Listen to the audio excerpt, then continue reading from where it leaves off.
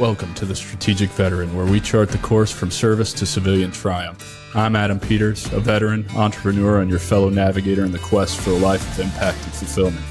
My mission is simple: to empower you with the tools and stories that turn challenge into opportunity. Having walked the path from active duty to where I stand now, I understand the search for purpose that comes with hanging up the uniform. It's a path I've walked, with its trials, its tribulations, and its victories, and it's a journey we're on together. This podcast is more than just conversation. It's a beacon for those seeking to redefine our missions through entrepreneurship. It's about igniting the entrepreneurial spirit that lives within us, the spirit that compels us to create, lead, and make our mark on the world. Here we connect with veterans who have built businesses, sparked change, and found their purpose in the marketplace of ideas. They're not just surviving, they're thriving. They've transformed their service into startups, their experiences into enterprises, and they're proof that you can too. So whether you're scribbling business plans on napkins or stepping into the arena of innovation, remember, you're not alone. You're in good company. So let's explore these stories of transformation and take the first steps together on our path to purpose. Let's begin.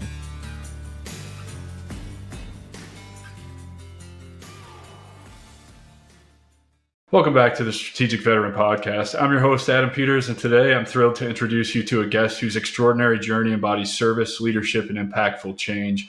Joining us is Albert Winx, a former Army Medevac helicopter pilot who served with distinction, flying 268 combat missions and evacuating over 350 patients from the battlefields of Afghanistan. Over a career that has spanned more than a decade, Albert exemplified what it meant to serve selflessly.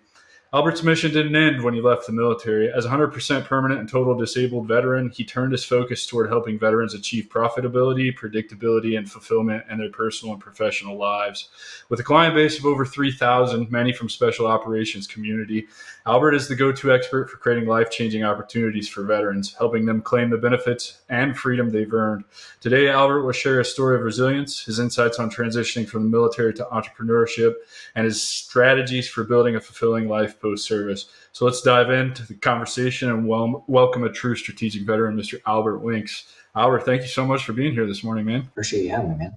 Appreciate you. Dude, let's just jump right in. Where did you grow up and what inspired you to join?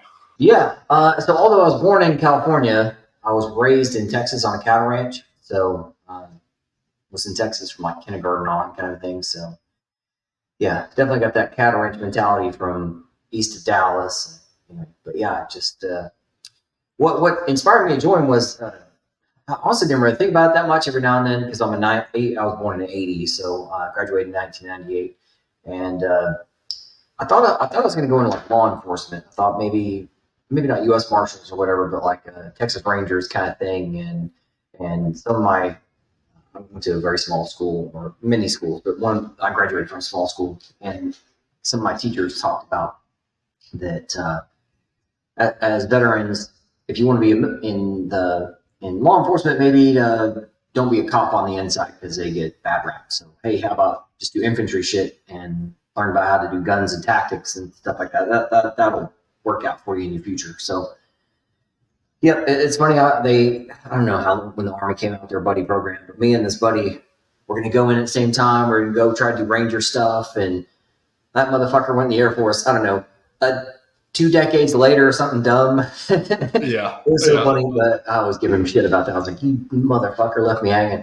But yeah, so I don't remember if I did like the delayed entry. I just did a video about this yesterday that I got told no a lot. I got told no from the very beginning because I had surgeries when I was young. I was one of those babies that if I'd been born 100 years ago, I would have died, But yeah, so I got told no a lot because I had surgeries in my abdomen, and honestly, now looking back and now I know I'm used to getting told no until I get my fucking yes. So most people will say that about me. It's a bit of my trait.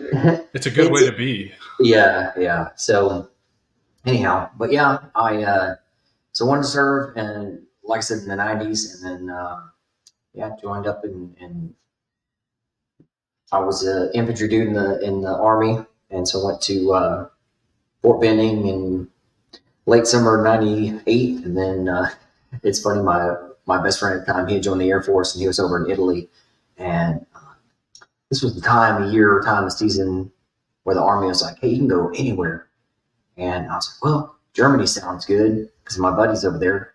and my recruiter, he made like glasses. That was his job. He made glasses.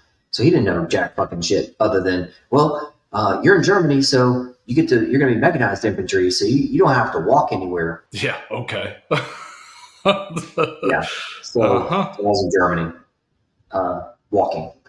Yeah, of Walking course. in fucking blizzards. And for those who know Germany, Hohenfels area and Grafenwehr and all that kind of stuff, I call it the twos: too hot, too cold, too wet, too dry, it sucks, man. There's no in between. Yeah. It's a fucking field. But I drove Bradleys over there, and I got to do shit in Bradleys that most people don't get to do. So that's fun. How cool is the Bradley? It was pretty cool, man. Just thinking about being a 90s kid too, like this was when cell phones or whatever were first coming out, and so we didn't have all the gee whiz tech that we do now, and just that's why I was able to do shit in Bradleys then that probably wouldn't get away with now. So. Yeah, you're the first guy I've had on here that's a Bradley guy like me, because Fort Stewart was my first duty station, and I was really pissed off about it. I wanted to be a light guy, supposed to go to Ranger Battalion. Similar situation, right? Delayed entry, buddy program, buddy never ships. They don't tell you that it fucks up your whole paperwork. Then your whole everything changes. And, I got to family day and didn't have a duty station. Like my senior drill sergeant came to me and was like, they fucked up your paperwork hard. So you've got two choices. We can find you the first slot, or you can stay here permanent party. Permanent party, hindsight 2020, that would have been the way to go, because I would have got all the schools while I was waiting for them to figure out what to do with me. But I was more like, no, I just spent 16 weeks with you assholes. I'm not going to be a private and spend another however many weeks with you guys.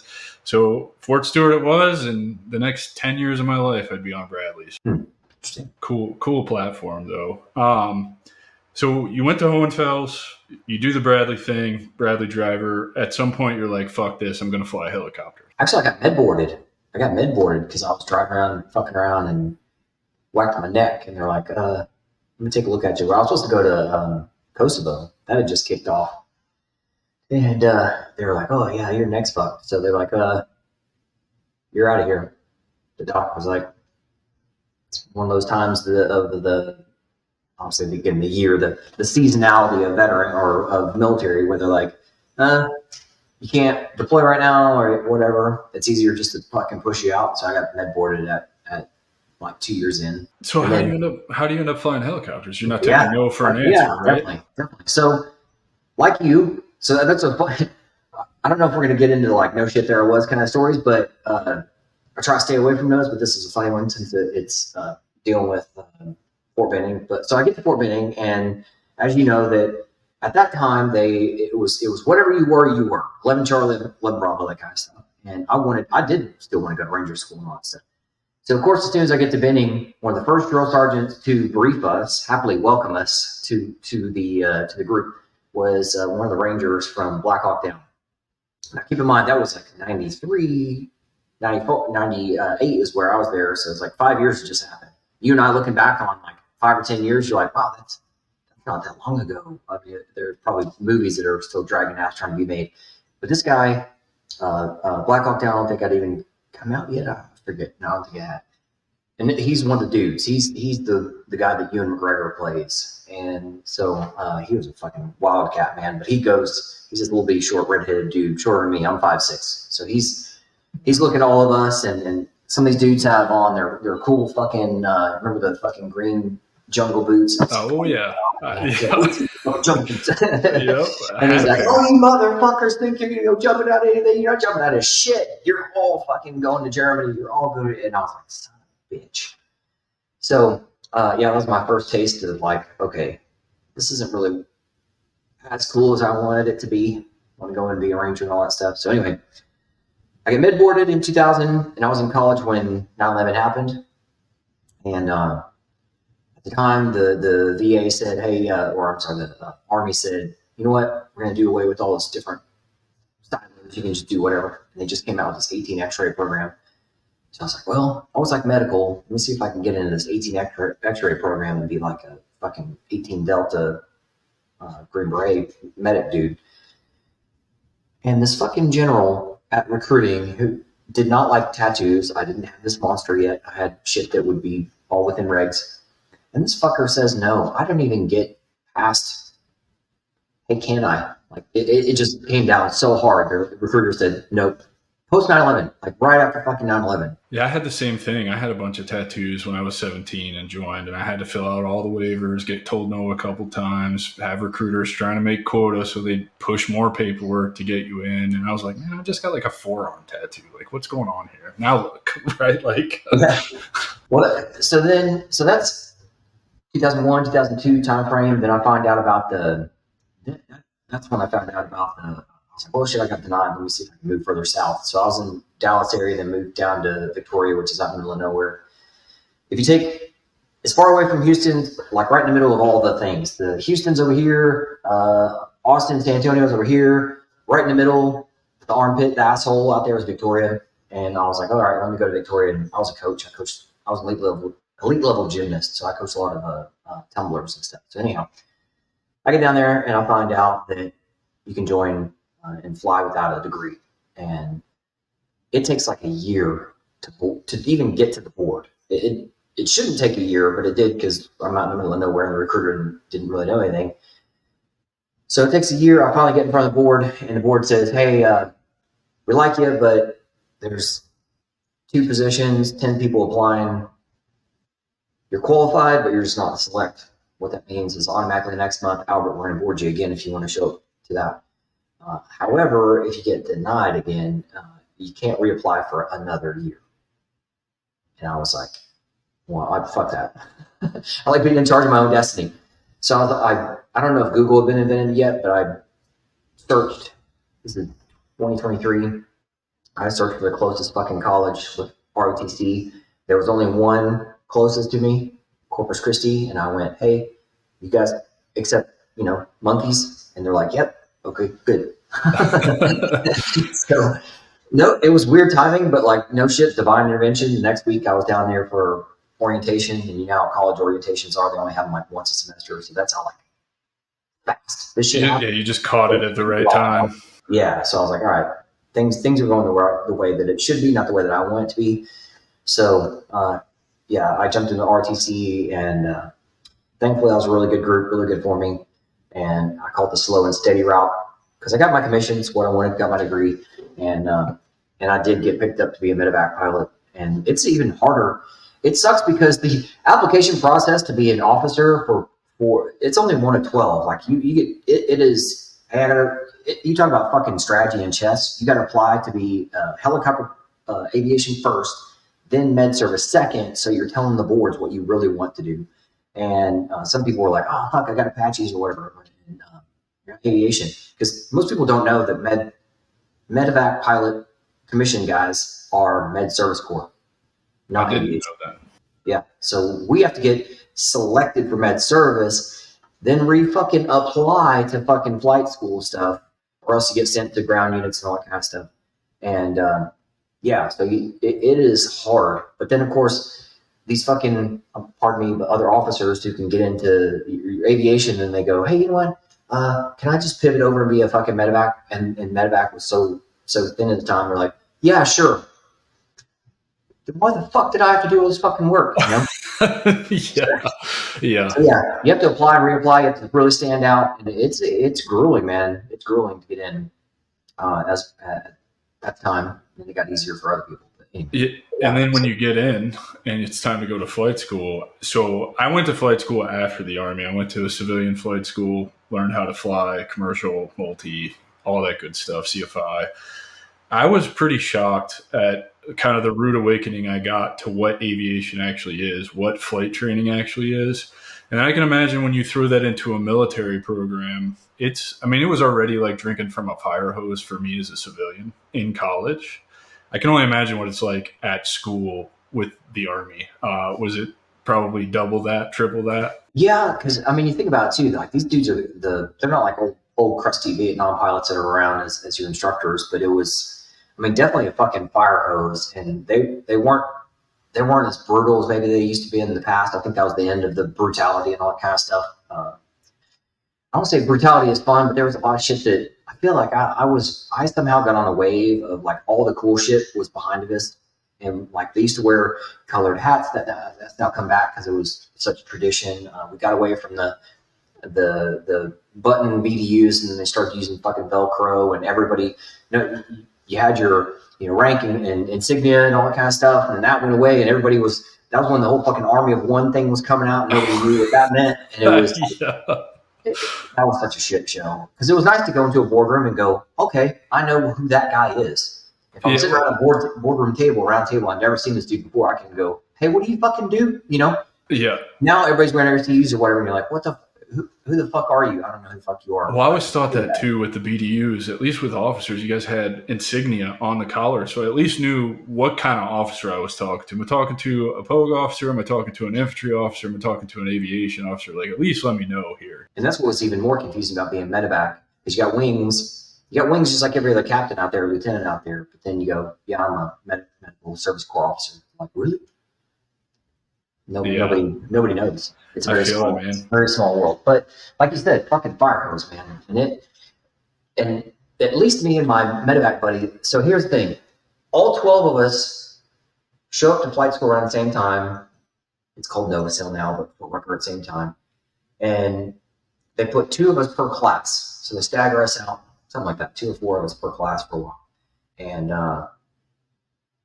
there was, I'm trying to think what we were pretty tight on time as far as like mushing us together. One of the medevac guys, he was in a helicopter accident. He kind of readjusted his seat like I just did, and he fucking pushed the collective down and slammed the helicopter down on the fuel pad.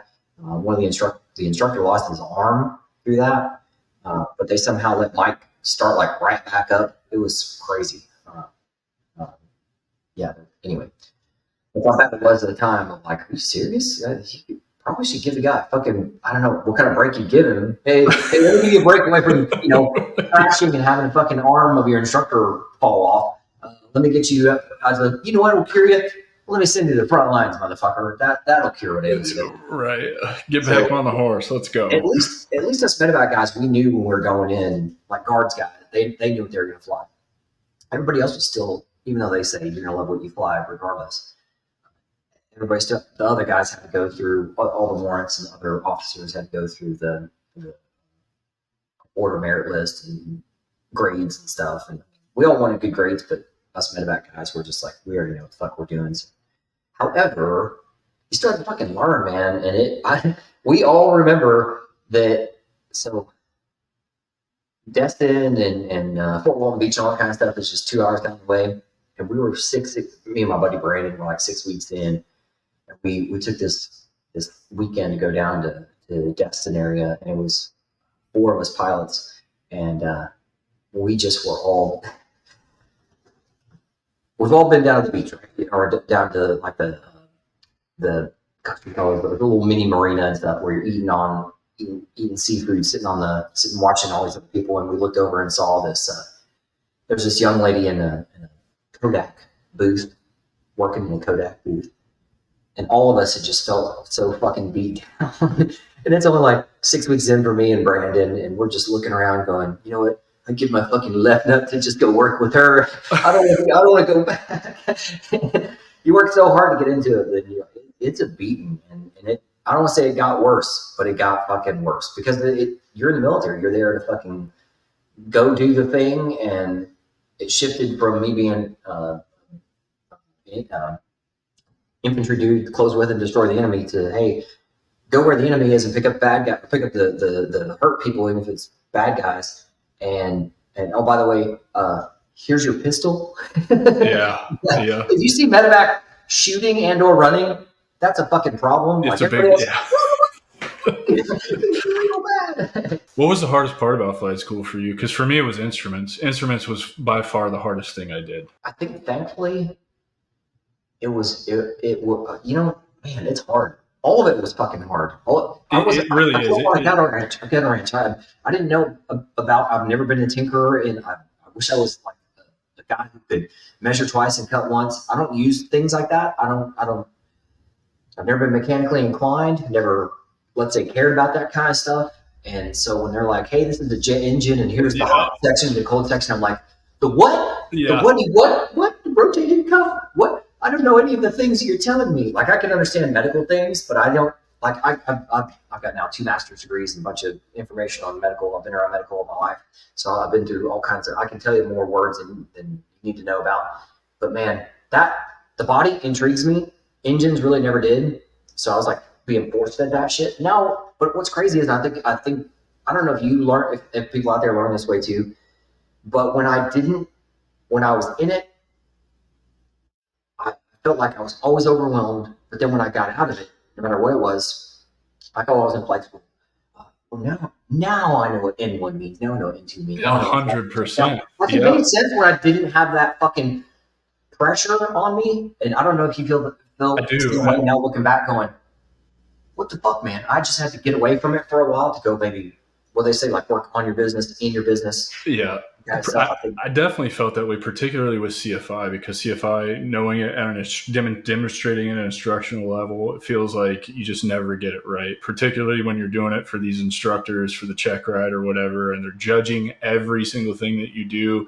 And then I stepped away from it because I don't fly. I haven't flown in over almost 2 years, and just wasn't the path for me. I didn't want to pay the dues or whatever. But now I know it probably way better than when I was even studying to become a CFI, because the pressure's gone. Now I can just talk freely about it and catch those mistakes that I make when it comes out of my mouth or whatever. You know what I mean? So I definitely felt that way. So you get through flight school. You had quite the career as a medevac pilot, right? Over 2,000 patients you medevac. What kind of toll did that take on you as an individual? So it ended up being the so what I'm taking into account, if you're saying the word 2,000 or number 2,000, like leading teams and stuff like that too, and it was such a weird time. I was at such a weird time, and not only was I dealing with personal stuff back home and all that kind of, I mean, we all were, and then it's weird to say, but going back to my college ROTC days, I graduated in 06, and then we were going from 06 to then to flight school, and there's delays in flight school, and flight school takes time, and just there's delay after delay, and we're like, man, war's gonna be fucking over. It wasn't. No, not even close. It wasn't, and like I was over there at one of the most connected times and connected places, and I honestly like that, and I'm bitching about it. I like it. I would have gone fucking nuts at the flagpole at Bog Run. I like being out there doing this stuff. I'm not gonna say I had bad leaders. I just had weird leaders at different places, different personalities. The people I wanted to learn from, because that's what sucks about, especially the medevac mission at that time. Although there weren't. The government didn't get into. We call that like forcing people to come back in, that kind of stuff. It wasn't like, what do they call it? I'm losing my word, but what's sticking out is stop loss. Stop loss was still around. So yeah. I mean, I had the weird. I couldn't give a woman who was doing awesome shit. I couldn't give her medals and awards because she was chubby. There's mechanics who were doing awesome shit who were getting forced out because they were chubby. And they just had weird genes. Who gives a shit? There are people who were being forced to stay in and go fly fucking missions. I mean, it was a weird time. It was such a weird time. And thankfully, I will say this: it sounds weird. The entire brigade went, and we all came back. All 5,000 of the brigade went and came back. All of us. Now, just like band brothers. People start dying afterward, and all this kind of, it was weird. And my medevac unit was there over 2 months early.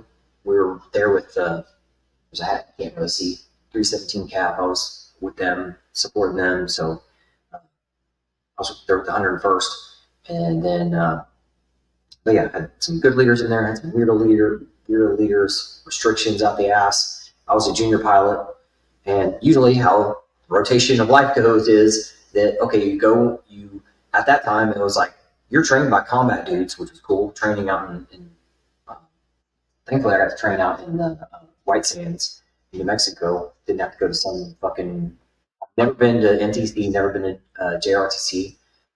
You've never been to either one of those? You know what's weird? I've never been on like the big forts either. I've always been small. Like Well, Never been you just to, got lucky, man. I mean, yeah, that's what I'm saying. Like I've been there for certain training things, but like I don't. Let me see. I've landed at Cherry Point, but I was in Savannah. I would land at Third ID. I would fly over Stewart all the time, but like I didn't have to go out there in the green fucking tunnel that's out there, tunnel of trees that you guys know about. Fort Hood, never been there. Like, did you when you did exclusively Afghanistan, or did you do Iraq too? Afghanistan. We landed in Iraq. For some stupid fucking reason, we were there for a couple of days before going, and just like, hey, here's what it feels like in Iraq. So the people I joined with, Third ID Medevac unit, they were the Katrina people before I showed up. Then they did 15 months. Yeah, 15 months in Iraq. Yeah, I was on that deployment. Then they had a year off, and a year off, fucking hell. It was 11 months. Dude, I mean, they only got 2 weeks back, or they had been there or when I showed up, boots on the ground with them in Savannah, they'd been back for like 2 weeks, man. So here it is. So you must have shown up in 08. Yep. And I'm guessing probably April or May. Somewhere in summer, August, I think, somewhere in there. Okay, so I'm hitting the ground like going, hey man, I want to learn, I want to do shit. And they're coming back from. Well, so yeah, just to give you, because I was a part of the Third ID from 03 to 2011, and so every other year we were deployed. I was on that. It was actually 16-month deployment for us as the infantry guys. So with 2-7 infantry, we got back. I got back like April of 08, so you had to have been getting there pretty close to that. I know each unit comes back differently, but that would have. We had orders for the third one when we got back on the second one. We already knew we were going. They actually extended it out a little bit, put us on the stupid Sea Smurf mission. I don't know if you ever heard of that, but it was like basically a global reactionary force for any kind of weather crisis, nuclear attack, any kind of. Basically, we had our A, B, and C bags packed, and we had our recall for an entire 10 months. It was awful. I hated every single minute of it, and we got a lot of dudes got in trouble, and for not being able to answer their phones. And it's like, you put us on this shit coming back from a 16-month deployment. What did you think was going to happen? Like we've already given you 16 months of our lives with no freedom. We got a little bit of freedom back in the States, and you want to restrict us to an hour recall? Like, come on. No, the only reason I ask, I'm curious, were you in Afghanistan in 12? Not in 12. I was there 9 to 10. It was like right at 13 months. Okay. Yeah, because I was in Kandahar province in 12, and I wondered if maybe you were one of the birds that came and picked up some of our guys. Fortunately, they wanted me to go, but that was the choice I got told when I got back. Yeah. Because I was then the senior guy. I was more and more senior guy. Time, which was weird because I was still the short guy on fucking hours. Because I'll get back to when I was in, you're supposed to be junior pilot, gets trained up while you're in combat. You get your hours, get your mission load, and then you're trained up. You're gonna be PI and PC. And only one dude during our entire deployment got fucking PC. One dude out of my entire fucking company. One. And that's not how it's supposed to be. It should have been one didn't, is how it should have been. The math should have added up to one did not. One dude did. Because the fucking higher ups, they said no junior pilots can fly the month that we got there or the month that we were leaving. What? Like what? Oh, man. What the fuck? The Army and their infinite wisdom, I get it. So how long did you end up flying helicopters from start to finish when you made the decision it's time to get out? Yeah, and it was... Thankfully, I did. The reason why I can say I can hang my spurs up is because it was, man, we had no fucking nobody else in the air over in Afghanistan, so we could do whatever the hell we wanted to, and it wasn't just flying mission, which was bittersweet. It's nice to be there when somebody needs you, but also we could yank and bang, fucking do all kinds of stuff out there, and all those little dirt devils that float around, little mini tornadoes. Oh, I would hit those all the time. And I was a dude on the sticks the whole year because nobody was allowed to be fucking pilot in command. So it was really, man, I did some really fun stuff. Nobody was allowed to be pilot in command? Did I just hear that correct? No one was pilot in command. Yeah. No one was allowed to no junior was allowed to become a PC that. That's stupid. Only one dude. Yeah. That's so dumb. Like, what are you supposed to log time on then? Like, PIC is a big part of moving up in. Yeah, and I mean, it fucked us. It fucked us so bad from then on. So I legit, I don't think I've got more than 500 hours. Wow. Because medevac is just all about turn go come back, yeah. Which thankfully I would hate to do fucking ash and trash 8 hours in the air. I've got 2 hour asks, so I'm good. But I just wish I don't know. I mean, it's one of the things that maybe my frustrations allow me to say, hey, well, at least it could have been worse. I mean, we could have all died, so it could have been way worse. But anyhow, yeah. So people had it bad. So it's like, oh, poor beautiful me. I've got fucking split wings. Who gives a shit? So did you get med boarded a second time? No, I got out. I was offered. Yeah, there's an 05 that's in charge of all of this. Forgetting what the word is, like career. But what do you want to do for your career?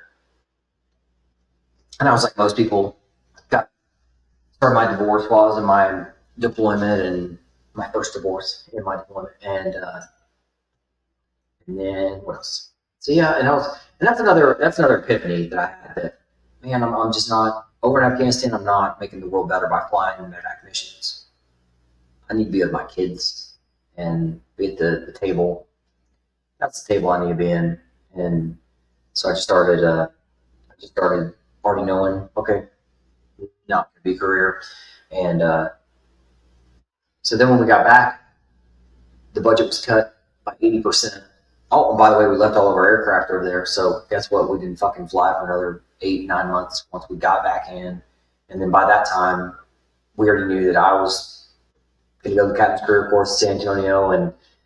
And although I was offered a command, we don't command as captains, we command as majors. So they said, hey, we're gonna fast track you, and you're gonna go to this medevac unit out of Hood that goes and just does training everywhere. You're gonna be a fucking unicorn, and you're gonna get all of this. I was on old school Mike models, old school Blackhawks. They wanted to get complete. I'd never seen a fucking glass cockpit, so I've never flown with a glass cockpit.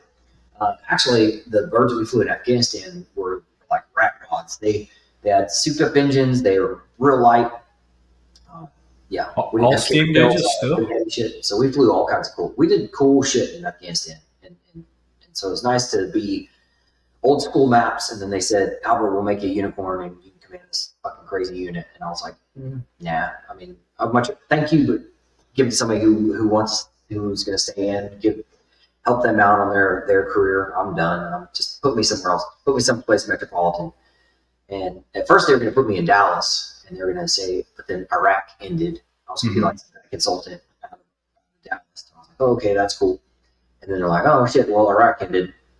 How's Indiana sound for you? How's Indianapolis sound? And I was like, metropolitan, yeah. So, but thankfully, a couple of my teammates, they're from here, so they talked me into it. One of them went to Notre Dame, and they said, oh yeah, it's really nice here. So it has been. I've been in Indy for 12 years now. It's been good to me. You've been there almost as long as I was there. Yeah, been a while, man. Yeah, I grew up there. I grew up in southern Indiana, so I haven't been back since, though. Nothing there for me. Well, if you ever miss cornfields? Dude, there's a lot I miss about it. The flat is not one of them, though. I definitely learned that I like mountains and beaches, but no, that's cool, man. So you made the decision to get out. I know in the officer world for pilots, there comes a point, usually right around major, right, when you take command, where you stop flying as much too, huh? Historically, the track, this is why I like med service corps too, because the track was supposed to be, it was better than what you were thinking. Yes, for aviation, it used to be that it was that model, but the model for medevac was to go get your platoon time, then you could go out and do go get in hospitals and go work in hospitals for a little bit of time, do some leadership in the hospital, and then go back to the line and command as a major and lieutenant colonel and stuff, and then get up to 06, and then you'll be in command of all the that's a senior billet for medevac at the time. I don't think they have. So there's quite a bit more flying that goes on in the Yeah. service corps than in the, because I had a PA when we were in Afghanistan who was an Apache pilot for a long time. He made major and was like, I don't get to fly nearly as much anymore. Let me just go be a PA because that's way cooler. Like, I'm not going to do this if I can't fly anymore. I was just impressed with the dude because he flew Apaches for like 7 or 8 years, and then he just completely transitioned his entire career and was like, I'm going to be a PA now. And I like couldn't understand that until he explained that like they're just really cutting his hours basically by like a quarter of what he was going to get to fly in a year. And he was like, I couldn't stomach that. Like, that's not why I went to fly. So when you were transitioning out, did you have a plan? Were you thinking, I've got all this medevac experience. I mean, 500 hours is pretty significant. I'm going to go try and get a medevac job in the civilian world, particularly there in Indy. I think I knew flying was over. I don't know why. I looking back, maybe if I were to kick myself and be my own mentor, I'd be like, hey, maybe go fly some fucking tours somewhere. Go to Hawaii, fly around out there for a little bit. That'd be pretty cool.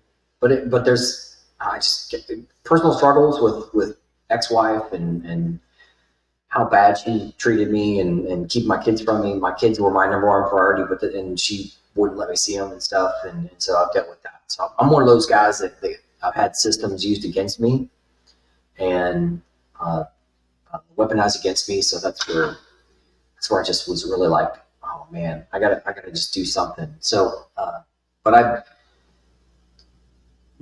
that's where like my grit is so, oh man, I can go through a lot of shit and just keep fucking moving, man. Cause that's now I realize at 44, that's all you get is today. So just do what you got today. And what's weird is now I've got custody of my oldest son. He's now 18 and in college, but I gained custody of him. Is going into his senior year, or is halfway through his junior year, so high school. And it wasn't a battle. It was just he wanted to be here, and his mom said no, and then started holding other shit over my head, and I had to get in the ring and fucking fight, and I did. And I got my son. So good for you, man. It's good, man. It's good for you. Yeah, dude. So you knew flying was over for you, putting your kids as priority, really focusing on yourself. So how did the Fulfilled Veteran come along? How did you end up an entrepreneur, helping veterans make the most out of their benefits and creating wealth? I'm telling you, I'm a fucking rebel. I'm telling you, I love that you can't really see it, so I'm gonna brag. So thank goodness for this hat, because the old cavalry hat. Yeah. All right. So this hat says a lot of things. It's a gray one. People go, why is it gray? Well, there's swords behind it, and maybe not for today. My point is that, man, I don't like authority. I love medevac. I love medevac because so I thought, okay, before I deployed, I called 160th because they were there in Savannah. I was like, recruiters always walking around and they're always needing more bodies. And I was like, hey man, talk to these guys about it. And my colonel at the time, my career colonel, he said, Albert, go on your deployment, see what it's like, see what you think. And he's like, if you want to still go 160th once you get back, whatever. But I didn't. I loved medevac. I don't like to sit there and fucking plan flight routes and all this kind of crap. And what do you call this? Like dinner plates and shit. There's lay plates on the fucking ground, and I'm like, okay, at blah blah blah o'clock, we're all gonna pull pitch. We're all gonna go to the motherfucker. No, hey, call me if you need me. I love that shit. And in Afghanistan, I mean, get me the farthest away from the fucking flagpole, which is how I got further and further away from the flagpole. And like it sounds weird to say it this way, guys, but my deployment got better for me the longer it went. I had to be a better pilot. I got away, like I shifted platoon, so my one platoon, they took my rank off all the time. You're not one of them, you're one of us. And I thought I would revert to warrant if I stayed in for a time, and I just held my head up high with the whole divorce stuff. I didn't really tell many people about it when I was going through it, but because that was my problem to bear and all that kind of stuff. But I don't like fucking. I don't You don't like like authority. You don't I like don't being told what to do. You don't like have yeah. somebody manage your time. Your time is yours to man. We're kind of the same person. That's why I do what I do. It's why I'm bound and determined to find success in everything that I'm doing, because I refuse to let somebody control my time and how I'm supposed to spend that to time. standard. Hey, this Yeah. is to standard, not time. And that's what I hated about being back in the rear. It's all this fucking, I mean, at the time too, here it is, everybody's just chasing rank and chasing medals and stuff, and nobody's thinking about, well, am I enjoying my fucking life? Right. And that's a big part of it. Is, it's not, are my people happy? Hey man, are you happy? Like, get some fucking one-on-one time with your people and legit fucking see how it is. So yeah, and that's my answer for people who think I'm crazy because I use the GI Bill to go to flight school, commercial, all the way through commercial, and they're like, "You're just going to walk away from that?" I'm like, "Yeah, I don't want to pay the dues that Congress says I have to pay the dues. I'm almost 40 years old, so seniority becomes a problem when you're trying to go to the airlines or to the corporate jet scene or whatever that looks like. And it's like, I don't want to spend the next 18 months just to get the hours that Congress says I have to have in order to be able to carry passengers on a massive scale at the commercial level. Like, I think it's dumb, and I don't want to be reliant on students for a fucking paycheck. I watched so many of my instructors not enforce the flight school rules and then bitch about not having money. And it's like, that's how I got through flight school pretty fast, is I was always hanging around waiting for somebody to cancel a flight so that an instructor could take me up and I could get done faster, And I didn't want any part of that. It takes all the fun out of why I thought flying was my dream. We'll go back to your question too. Like, I thought, so thankfully I worked for a reserve unit, and so I was able to live. I mean, let's just say I had, let's say, no excuses. I have a T-shirt that says results into no excuses. So what I didn't have was the actual mentors, like legit mentors, and I really lean on try to be a mentor for people and guide them better. And anyway, we'll get to that if needs be. But I was in Indianapolis. I was living in Indianapolis. I would drive 40 minutes to work every morning for Army stuff, and they knew I was getting out. My Green Beret colonel was like, "Albert, I got to talk to you about this. I got to try to keep you. I know you want to go." And I was like, "Yeah, man, I am fucking done." and for the last 10 months, I was working. I wanted to be. That's the unfortunate thing about big corporates. Big corporate will wine and dine you, but then they'll fucking lie to you and use you up. Because if you're a fucking go-getter, it doesn't matter if it's worth a shitload of money or nothing. Anybody will work you to death if you let them. Or even me, I just wasn't making any fucking money. I was being commissioned, trying to sell shit. It wasn't my shit, and I didn't feel comfortable with it, and I didn't really know it that well. And I thought, well, wait a minute, aren't I supposed to just walk in the door and I'm a war hero? And everybody goes, "Hey man, we're going to pay you big bucks for your brain and the cool shit that you've been through." So what happens before the fall, everybody? Pride. So my fucking pride was in my way, and I fucking did not make jack fucking shit in 10 months. I think I had 2 clients. I may have gotten maybe $1,000 check from commission. What were you selling? Like life insurance stuff. Oh, dude, I had that same foray. That world sucks. You probably ended up on the same shitty side that I did. I got sucked into it, and for a big one, the biggest one, and premium product, premium price, all that kind of stuff. And I like it. I mean, I'm a client of it, but like that's all it is. Is there's tons of money in it, but it's just not me. And I'm the only veteran, the true veteran, and that's what's weird too. Is like when you're in a combat unit, or before you're in a combat unit, everybody's a hero. Then you get there and you go, "Wow, these are booger eaters just like everybody else is." Everybody thinks farts are funny, And then you get away and go, "Man, it's I'm not gonna call it lonely, but I'm the only motherfucker in this house." Like Yeah. where's all the other? Yeah. And even being on camera with other people, there's very limited humans who have seen the shit that the guys like me have seen. And I'm just saying that as a fact. I don't want you guys to know the shit that I know. I don't want you guys to wash fucking blood and teeth and bones on a fucking aircraft. I don't want you to know the shit that happened to people. I don't want you to know that. But that's why I'm so. That's why now with the going to my title, my project, Fulfilled Veteran, I was intentional with that. I was like, let me wordsmith that to where it's not me telling somebody something, but it's subjective. It fulfilled veteran. And then now, thank God I did it. And even for the longest time, I briefed, but then didn't have it on my website, but I now put it back on. I just want to help with 3 fucking things. These have been my tenets the whole fucking time. Not like mission, standards, and all this kind of crap. Mission, vision. No, 3 tenets. And I'm a for-profit, by the way. So with fulfillment, to me, please add more. Nobody's ever added more since I've created this years ago, almost 10 years ago. I want to help you increase your predictability, your profitability, and your accountability. I put that in there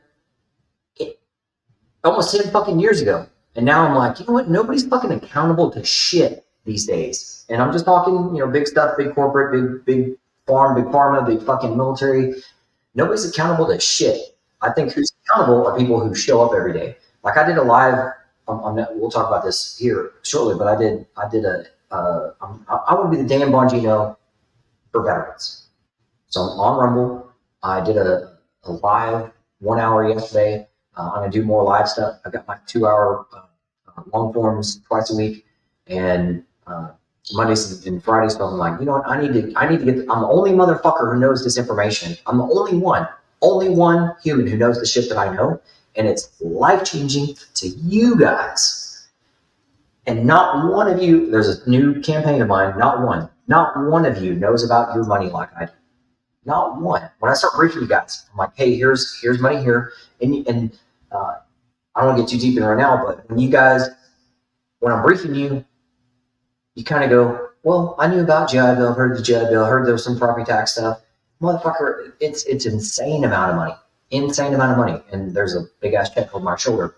That's what you've earned. And you know it, just like a gym membership, you kind of go, oh yeah, so if I go to my gym and I don't eat like a fucking pig and I do everything, I'm going to be a healthy guy. Okay, yeah, I'm pretty sure somebody told me that once. So when I tell you guys about your money, you go, yeah, I knew. Yeah. Oh, it's even more than I thought? Okay, great. Let's go get it. And it's all just fucking paperwork. That's all it takes is paperwork to get your money in your pocket. Yeah, so you came up with the idea for the Fulfilled Veteran because you know that you have knowledge that people need because the transition process is shit across all branches. It's, I don't want to sit here and say that they don't throw resources at you. They do, largely like you're going back to flight school again. Here's all these fucking resources with no instructions on how to implement them, how to research them, how to figure out if they apply to you or not.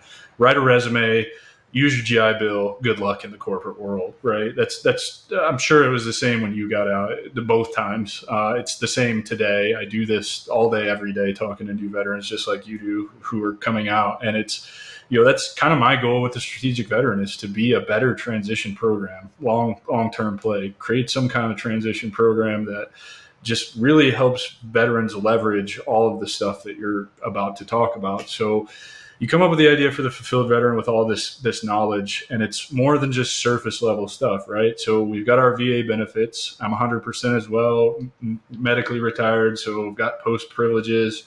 It took me 5 years to get CRSC. But CRSC is another $1,400 a month to me, free, tax free.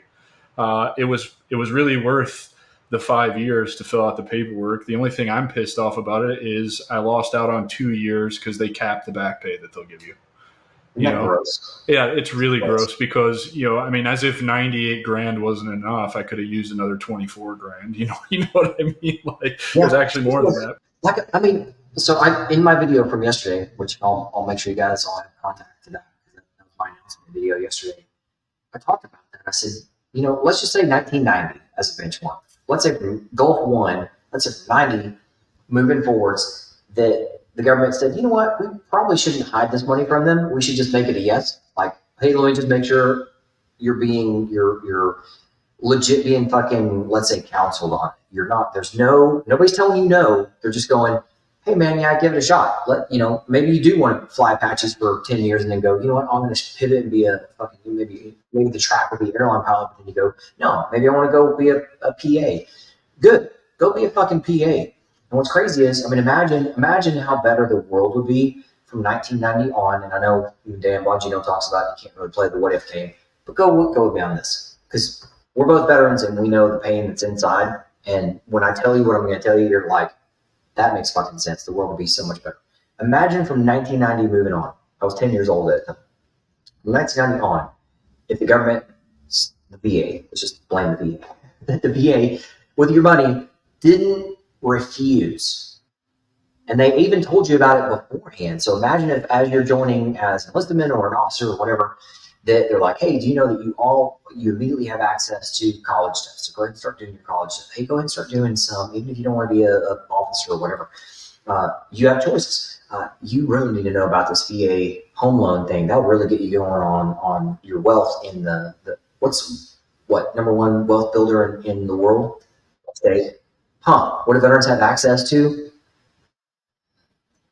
But they don't usually know it. I didn't know it. I wish somebody would have been like, hey man, let me guide you by the fucking hand early and say, you know what you need to do? Buy a duplex, quadplex, live in it. All your under orders, we'll just we'll just whatever, make it easy on you, not get up your ass, and then you can start your fucking wealth building. And imagine, I know when you come across these guys who did some of the real estate stuff, even though they don't know about a bunch of the other things I'm going to tell you. You go, man, I wish I could have gotten on that fucking money printing train. That would have been so easy for everything. Well, imagine this other shit too. Imagine that while you're in, that your quote guidance counselors who are coming, rubbing on your shoulders every couple of months, going, hey man, how's college coming? You getting hours? You want to go fly too? Oh, well, fucking go to flight school. All while you're still in. Wouldn't you be a happier soldier while you're in if you're able to do those betterment for your fucking self? I'd have been way happier. I'm not going to call it green to gold, but like, or like what do you call those two? Like the battlefield commissions. But like, wouldn't we have had more better leadership going up? We've had more pride. Where's pride start? With your fucking self. And I'm saying like a good pride, not a boastful. Not an arrogant pride. Yeah, not arrogance. Because you're like, hey, you know what? I'm making money. I have access to this stuff. I'm utilizing it while I'm still in uniform, and while I'm still getting a fucking paycheck from Uncle Sugar in uniform.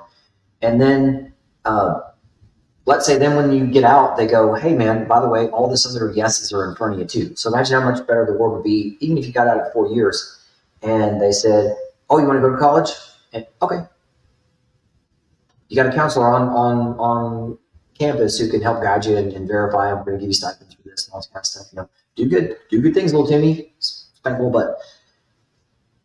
And then they say, let's see what else. Oh yeah, hey, by the way, not only will we pay no tuition, no fees for you, we're going to pay you stipends while you're in. And by the way, if you want to, you can take out student loans out the fucking wazoo, and we're gonna wipe those off your record when you're on in. That's the coolest. That's one of those those are all real. They've happened. I've got 2 master's degrees. How many of us get out, or maybe even you're still in, you're going through something? And I mean, I don't know about you, but I was around in the fucking crash of 2008 when the housing market dipped like lost my ass. Like I've been through so many things with that crap, and nobody's in charge right now of interest rate. I don't know if I didn't check to see if Adam's in charge of the interest rate today, but it sucks, and it's not Adam's fault, it's not Albert's fault either. But I mean, imagine how much better you'd be, how much better the world would be from 1990 on if they just fucking handed your check to you. You knew what the check was the whole time. Most of us have to get out, go through fucking pain. What are most arguments with the wife over? Money.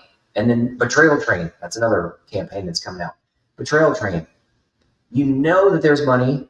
So we try to type this in ChatGPT, and I even got my producer out of Nashville working on this too. But like, trying to create an image through AI is stupid. But anyway, imagine there's a tunnel. It's the old school tunnel where on that end is the train, and on this side is the veteran on the tracks, and my medevac birds above them because I'm going to help them out. Imagine if that's the material train. Let me talk about that for a little bit. Anytime I start talking about veterans, they go, oh man, well, Albert, I'm 100% ready. What if this gets slid back? I even talked to a client today who he's rated like 60% for GERD, which is amazingly rare because that means something's really wrong with you.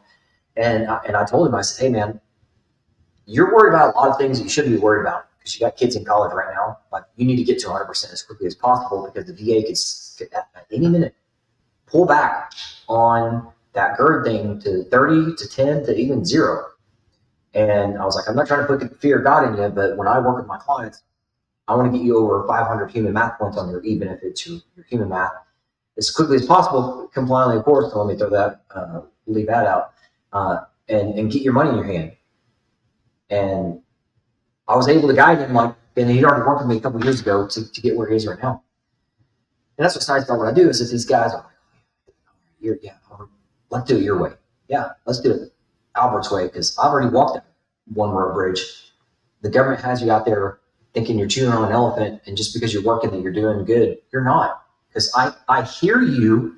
How many Green Berets and SEALs do you think I talk to who go, I'm really confused this whole VA thing. I mean, I was a killer for 20 years. I mean, they know that, right? Why aren't they paying me? Or a widow, even worse. Hey, my husband's dead. They know that, right? Like, shouldn't they pay?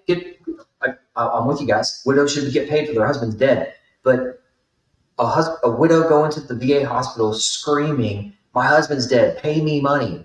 Does that work? Has that worked for 6 years for this woman? No. You know what does work? Compliant paperwork with the government. That's it. Calm. Check your fucking homework before you submit, or claim means money. Yeah. Paperwork. It's all about paperwork. If you kick down a door and bitch and moan and complain and show them your butthole, they will kick you the fuck out of the office and laugh you out.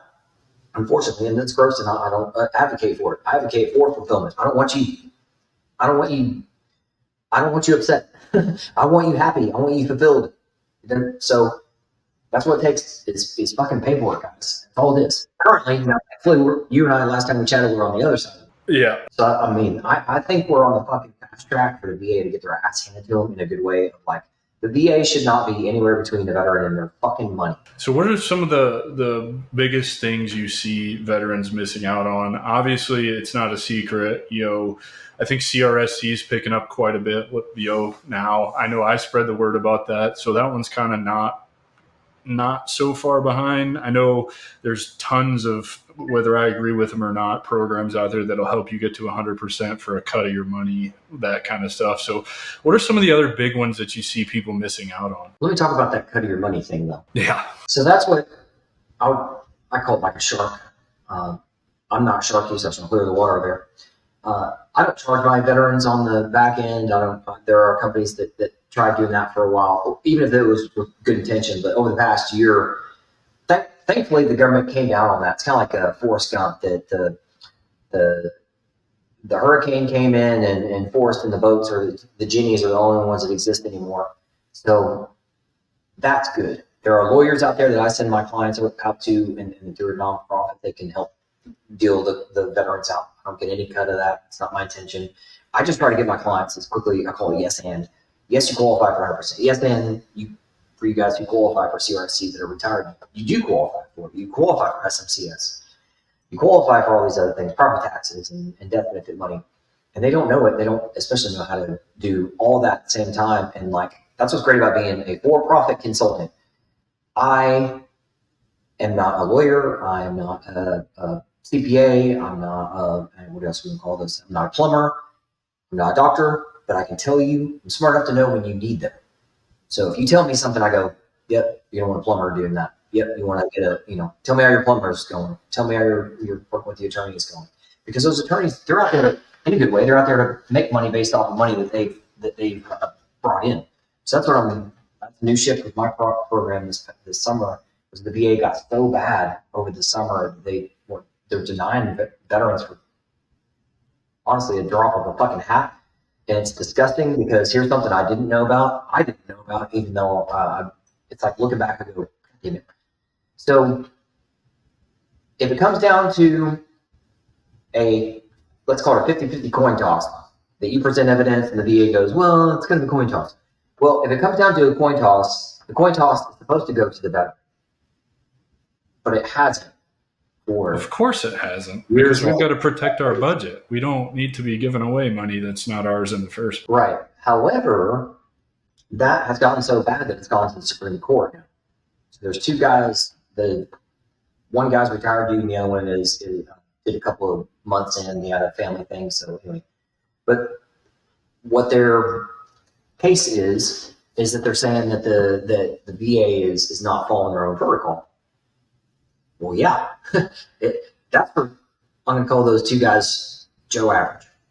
Imagine being in a room with my clients, Marthawk, 168, Fighter Pods, Air Force One, Marine One, I could go on, NASA, SpaceX, all these dudes are my clients, Delta, SEAL teams, all of them, like all the Apache dudes in Qatar, all the ground or air crews and ground crews, Central America, those guys.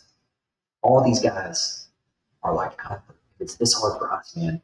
Joe is getting fucked. And they feel bad, just like you and I do now. Every time I say that, I genuinely say, my fucking heart hurts for that. But that's why I'm out in front of you guys when we're on podcasts and live videos and stuff, because I want to be able to answer your question. I want to be able to motivate you and inspire you in whatever way is for you. Positive way of, that's how I think. Man, this is your money, go get it. Or negatively, it's your money and it's being stolen from you. I hope it pisses you off enough to fucking act today. And that's what I said in my 1 hour video yesterday, is I have only get today. And Adam and I are on the camera again, even though we had a snafu and we're like, oh, we thought we had to schedule a conflict. We both went, you know what? Let's fucking do it, man. Let's do it. That's what we do every day to get this fucking information out in front of you guys, is we show up. Don't show off. I don't need to wear a fucking suit and tie, man. I learned that God now. But nope. You know, I refuse, in fact. Yeah. Dude, there's your money. Yes, you earned it. Yes, it's your turn. Yes, it takes paperwork and patience and a team. You're not alone. The one word I want you to remove from your fucking vocabulary is you're not alone. I do have clients that work with me for years, and multiple layers of shit. Positive shit being money. Your money. And all my older clients tell me to tell you guys all the time, so I appreciate the chance to do that. Don't fucking wait, man. Do you know how many arguments that these 60-something-year-old people have, or 50-something-year-old? And I mean, do you know how many arguments my clients who, once they get their money, they're not going to have anymore? Do you know how finally you get fulfilled? I mean, I had a client who, in his 50s, he sent me a picture of a dirt bike, and he was not riding like a trail race, but it was like a trail ride from like LA up to fucking Utah or some shit. And he's like, Albert, because I fucking can. And I was like, yep, that's fulfillment, because I fucking can. Yeah, man. It's insane. Like you mentioned, what is it? SMSC? Is that SMC's S. So that is, it comes out to about, everybody qualifies for it. I now receive it. And so it's about $400 more a month, basic family of four. And it's when it happens automatically. That's how we found it. And I'll tell you the story if you'd like to hear it. But it's when you're 100% for mental health by itself, and that your physical math adds up to 60 or above in any order, just 60 or above, human math. And with my clients, it does happen. So a lot of pilots they stay away from it. So we don't aim for the 100% on mental health until they want to. But because I mean, $400 a month versus flying for fucking FedEx or airlines. That's doesn't even compare. Not even close. Hey, Albert, good to know. That's also what's good about being a consultant, is I can tell you shit. It doesn't mean you have to do it. I will always tell you, hey, here's what you qualify for. Here's how to get it. Know this. It may not be something you want to get right now.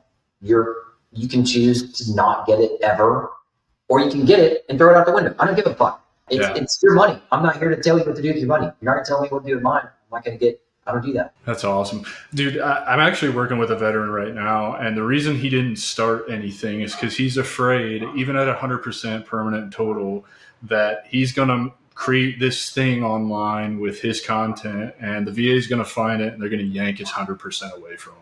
Can you squash that argument right now for people using that as an excuse to get started and start showing up every day? I honestly think that's one of the biggest fear bases. I think that's an excuse. And I mean, I've been doing this 6 years, and I'm on camera. I now did an hour yesterday on a live by myself, live just talking to fucking Rumble because I can, and because Rumble's there for people that I'm trying to fucking reach, and I get to say what the fuck I want to on there. So thank goodness for Rumble. Thank God for Rumble on that. But I mean, guys, I'm not here to fucking convince you guys, but I will say that when I'm done with my clients, at least these 5 things happen: that you're 100% permanent total like me. Now that's important because what that means is you are, I don't call it bulletproof, I call it audit proof. Hey, I'm over 55, I can tell the VA to go fuck themselves. Probably not. So anyway, I want you guys to be audit proof. Number 3 is that I want your your titles and words on e-benefits, your body parts to reflect you better. It does not have to be perfect. It will never be perfect because it doesn't have to be fucking perfect.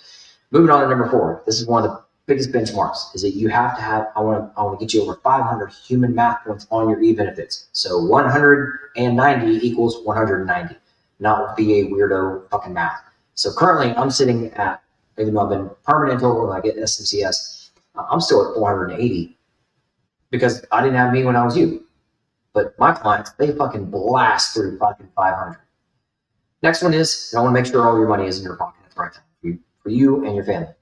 And there's 3 levels of money. There's right now money, there's mid-range money for your kids in college, and there's long-range death benefit money. And I want to make sure I'm getting you focused, because even the guy that I was chatting with today, who was a client of mine a couple of years ago, I was telling him the same thing. I was like, man, he was bringing up asthma. And I was like, I hear you. Even if you have it, there's a way of putting that in there at a certain time. That's like death benefit money. You need to worry about, you got a kid in college right now? Dude, what do you need? You need right now money and mid-range money. And he's like, yeah, I need that.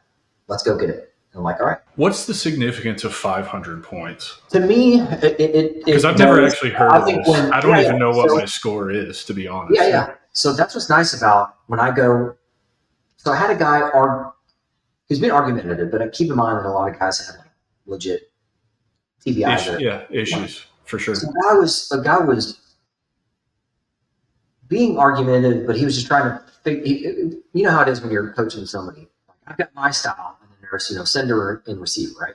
So we just weren't sending and receiving as we were talking, because I've got a lot of experience and he didn't. He's like, Albert, I'm 100% permanent total. I'm confused. Why do I need to give you more money to help me more? And I was like, okay, let's look at this. You're 100% permanent total. Good. How many body parts you got on there? Because he had like, let's say, mental health at 100 and tinnitus at 10. Okay. So he's got 2 fucking body parts, or titles, we call them that. 2 titles, 2 line items on his e-benefits. That is dog shit. Is that reflected? Not fucking at all. Then, as a human math, is only 110, not 500. And I was like, okay, you're not retired like me, so you should receive $5,000 a month, basically, just a little shy of $5,000 a month, basic family of 4. And so I was able to go, look in your bank account. Are you receiving $5,000? No. Let's keep talking. Because he's not receiving SMCS. He's receiving the bulk of his money. And I was like, are you, and going back to the 500 human math points, the VA can grant you the majority of your money. I had an 04 SEAL who he did 10 years in uniform, and he's 48 years old. And within 6 months, although it wasn't our goal, he went from 40 up to 100% permanent total, which is great. However, I was able to brief him going, hey man, I do celebration calls too. I'm like, hey man, awesome. Let me look at your e-benefits now. The VA didn't grant him 100% on mental health. So I was like, okay, you got the bulk of your money.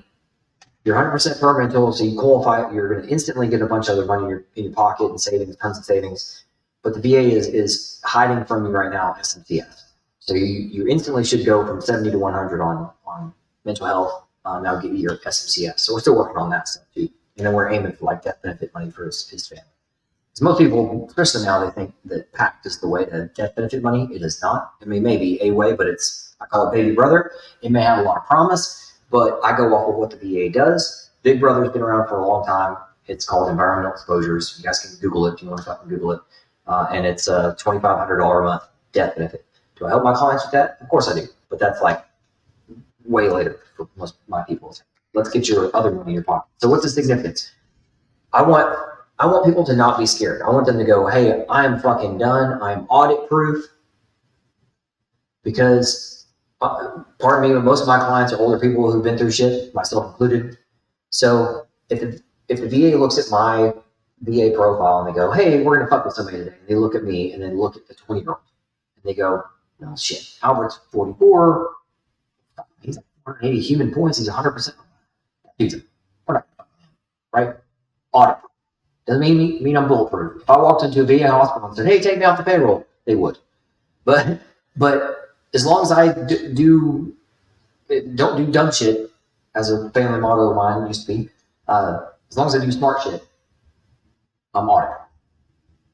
This 20-year-old who is, let's say, one of my clients, he only had mental health, and they granted him 100% permanent to him.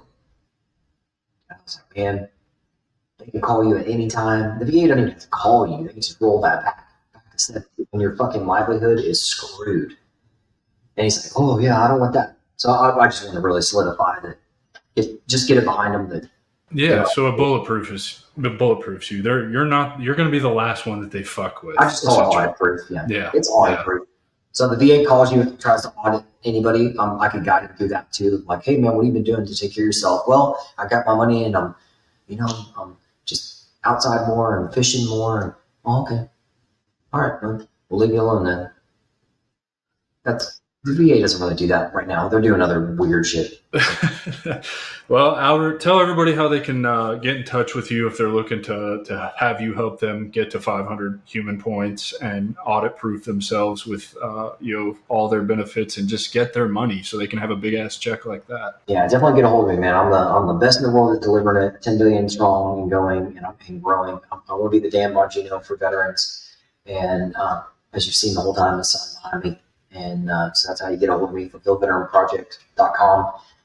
And make sure you go to my Rumble channel, Fulfill Veteran podcast on Rumble. Like, share, subscribe, support, comment, all the GWIS things. Help share that information. My website, share that with your buddies, because I just want veterans to be aware that this is their money. Yes, it's yours. Yes, it's your turn. The government has to go through paperwork. It doesn't matter about trauma, all that kind of crap. It's not your buddy's money. It's your money. I got mine. Adam got a bunch of his. Adam still due money. Adam hasn't gotten all his money either. I know shit that he doesn't know. That's fine. But just learn from me. And then I never want to force you guys to make a decision. I always tell you that. I'm the non-sales set. You earned your money. You can say no to your money. I don't give a shit. I don't care. You can say no to me. You can take your money and throw it out a window. I don't care. But right now the government's throwing your money out the window. And actually, the government's stealing from you to do that at the tune of $50 billion a month to our veterans. So it's gross. Yeah, I'm not a big fan of the government keeping money that they owe me. They already take enough from us. So, well, Albert, I really appreciate you being here today, man. Happy to reciprocate for you having me on your show. I highly suggest everybody listening go listen to him on Rumble. What a great show. Had a great time coming on your show. Hopefully it was the same for you. Really grateful that you're out there doing this kind of work and really educating all of us on, I largely had to figure out, like you, how to get to the money myself, and hearing you say I'm missing out on some more. It's a learning opportunity. I'll be flipping over to your website and booking a consultation here very shortly so I can make sure that I bulletproof myself. And I was going to use this as the last line, so my new playlist, so my live shows and the new campaign that we're doing is for searchability too. It's easier for veterans because 65,000 veterans a month are searching for where the fuck is my money. It usually is something about VA, VA claim help or VA money help or what do I don't know help. And so there's no answer. Well, now there is. There's me, and it's my number one line out there is VA. You'll see the thumbnails on Rumble and other flyers that we've got. But VA knowledge is your power. VA knowledge is your power. Once you know this shit, it's kind of like unwriting. You can't unwrite a bicycle. You can't unring a bell. This is one thing you can't fucking unlearn. And that's why it's worth millions for you. I already got my millions. Because I've got $3 million out in front of me. And I've had big bucks saved and all. And you guys earn your money. I'll get in your pocket. I'm the only one that cares enough to say that to your fucking face. And I'll show up every single week, get out in front of you guys on camera to say that. So, yeah. It's your power. It's your power, guys. Go get it. Dude, I appreciate you so much. Ladies and gentlemen, I give you Mr. Albert Winx. Please don't forget to like, share, rate, review, download, subscribe, all that good shit. Help me get this in front of 1 million veterans before I turn 40 in May. I know it's a lofty goal, but there's 19 million veterans in the country, so there's no reason we can't accomplish that goal. We're far from it, so go to fucking YouTube right now and share this shit. Subscribe, all that good stuff. I appreciate you, and we'll see you guys next week with another awesome episode. Thanks again, Albert. That's our show, and I'm truly thankful you've joined us at the Strategic Veteran. If our conversation today sparked curiosity, or if you're ready to elevate your game, I'm here to help. Visit thestrategicveteran.com for exclusive show notes and resources, or to book a coaching session directly with me. Take a moment to subscribe to our podcast and share your review. Your support makes all the difference. For more insights and daily strategies, let's connect on LinkedIn and keep the conversation going. Remember, this isn't just a podcast, it's your strategic advantage in action. Until our next rendezvous, stay bold and continue the mission.